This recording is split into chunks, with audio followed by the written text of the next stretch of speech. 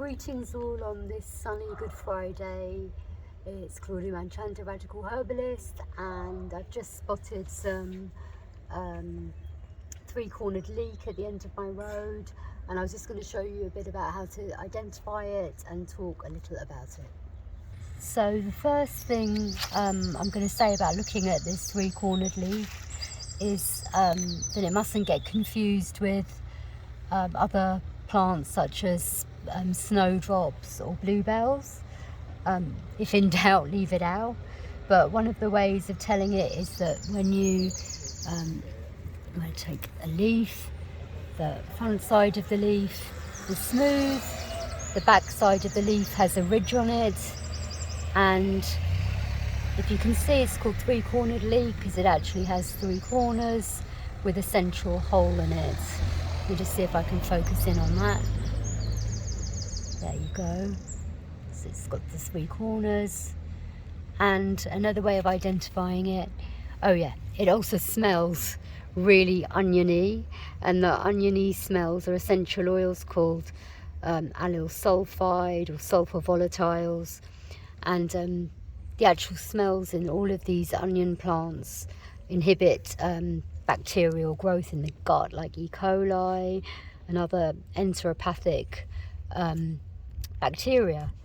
In fact, all alliums, onion family plants, have been used traditionally for stomach ulcers, worms, TB, for hypertension, high blood pressure, blood clotting conditions, to lower cholesterol, and as part of a kind of antioxidant, anti-cancer diet. Another way of telling the plant is if you look closely at the flowers, they've got like a dark green stripe, and that's very indicative. And their petals are actually called sepals because of the way they run continuously from the bottom of the top of the stalk. So chemicals in this plant, as I said before, include these smelly sulfoxide ingredients that are in all of the Allium onion family. So this plant's called Allium triquetrum, and the triquetrum is to do with the three-cornered leek. And alliums are onions and garlics. So onion is called Allium cepa. Well, let me think of some interesting facts. So the seeds of this plant are dispersed by ants, and the ants take the seeds to their nests and then eat the outside as food and discard the inner part that will become the plant. I refuse to call any living being invasive, but under the I think it's the 1981 Countryside Act, this plant's called invasive because it grows happily, as many of the kind of oniony, mustardy, wild garlics and wild mustards do. So the sort of smelly cysteine sulfoxides are antispasmodic, so they reduce the severity of spasms. They're hypoglycemic, they're hypolipidemic, so it means that they reduce bad cholesterols. And they're also antimycobacterium, and traditionally they actually have been used for TB. Medicinally, this plant in the past was used, its roots were used, not so much its leaves, and it can be used to make vinegars, pickles, tinctures, pestos. Use like sprung onions or other onions. You could make a tea with it.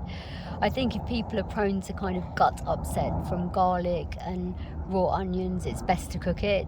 And for people on sort of low FODMAP diets, it's better to use the leaves and cook it.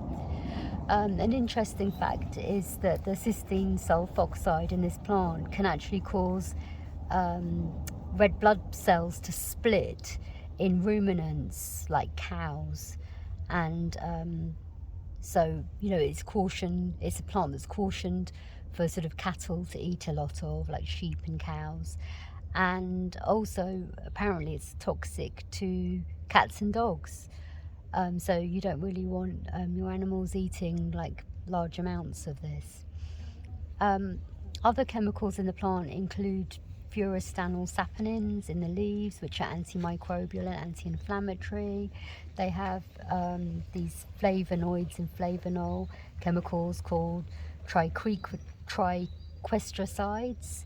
There are also camphorol glycosides. So all these chemicals are very antioxidant, anti-cancer, heart protecting, cardiovascular protecting, and they also have the chemical quercetin that, again, you can look all of these things up. Yeah, I'm going to talk more about wild garlic and mustard garlic this week as well. Bye.